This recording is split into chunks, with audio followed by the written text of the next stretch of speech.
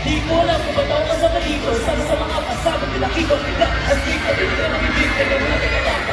Natutulog, ship sa segunda, bago mapatumba. Dapat makaisip ka ng life na maganda. At manulas ang pagbigkas. At astig pa sa aking marinig ng Pilipino, Pilipino, makikinig sa mga